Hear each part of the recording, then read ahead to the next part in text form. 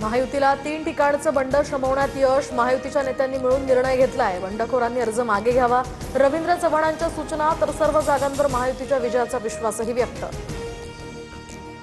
शिंदेंच्या शिवसेनेतील 2 बंड शमले. संभाजीनगर जालन्याच्या जागेवरून सत्तार माघार घेणार. तर रायगडमध्ये सुद्धा शिंदेंच्या शिवसेनेच्या जुईली दळवी अर्ज मागे घेणार, सूत्रांची माहिती. छत्रपती संभाजीनगर विधान परिषद निवडणुकीतनं अब्दुल सत्तारांकडून माघार. उपमुख्यमंत्री शिंदेंसोबत काल 3.5 तास चर्चा. तर युती धर्म पाळा, अर्ज मागे घ्या, शिंदेंच्या सत्तारांना सूचना. तर मुख्यमंत्री फडणवीसांशी फोनवरूनही संवाद. आमचा मोठा भाऊच आमच्याकडून सत्ता हिसकावून घेतोय. स्थानिक पातळीवर आमचा रोष. मुख्यमंत्री फडणवीसांशी चर्चा करून निर्णय घेणार, अब्दुल सत्तार यांचं वक्तव्य.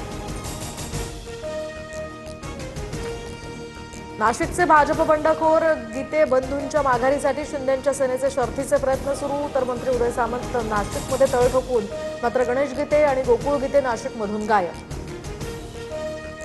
आमचा पहिला शत्रू शिंदे सेना, त्यांना रोखणं आमच्यासाठी मोठं आव्हान नाही. शिंदे गट केवळ पैशांचा फार्स. तर या ठिकाणी संजय राऊतांची शिंदेंच्या सेनेवर टीका. शेतकरी कर्जमाफी योजनेला राज्य मंत्रिमंडळाची मंजुरी. 36,585 कोटी रुपयांची कर्जमाफी मिळणार. तर 56 लाख शेतकऱ्यांचं 2 लाखांपर्यंतचं कर्ज माफ होणार. आचारसंहितेमुळे निवडणुकीनंतर ही घोषणा, फडणवीसांची माहिती. सरकारनं केलेली शेतकरी कर्जमाफी फसवी. तर सरकारनं जास्त अटी घातल्या, रोहित पवारांची टीका. तर कर्जमाफी फक्त दिखावा, शेतकऱ्यांना कोणताही फायदा होणार नाही, विजय वडेट्टीवारांचा निशाणा. सोलापुरात विधान परिषद निवडणुकीमध्ये काँग्रेसला मोठा धक्का. आदित्य फतेपूरकरांचा अर्ज बाद. दरम्यान अर्जावर बोगस सही, सूचक नागेश भोसले यांचाच आक्षेप. तर भाजपनं दबाव टाकल्याचा प्रणिती शिंदेंचा आरोप. अमरावती विधान परिषद निवडणुकीमध्ये अपक्ष उमेदवार विप्लव बाजोरिया यांचा अर्ज बाद. काँग्रेस उमेदवार हर्षजित देशमुखांचा त्यांच्या अर्जावर आक्षेप. तर संपत्तीच्या माहितीमध्ये तफावत असल्याचाही आरोप. निर्णयाविरोधात बाजोरियांची कोर्टात धाव. दिल्लीच्या मालवीय नगरमध्ये एका रेस्टॉरंटला भीषण आग. 20 जणांचा होरपळून मृत्यू झाल्याची माहिती. तर अनेक जण जखमी. सकाळी 9 वाजेच्या सुमारासची ही दुर्घटना.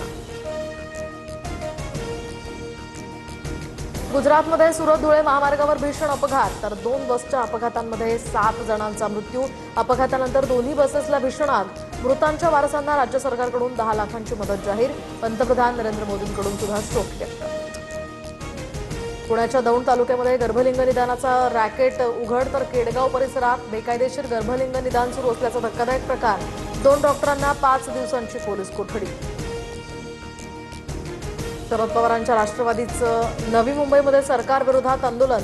महागाई, इंधन दरवाढ, बेरोजगारी विरोधात मोर्चा. रस्त्यावर चूल मांडत महिलांनी जोरदार घोषणाबाजी केली.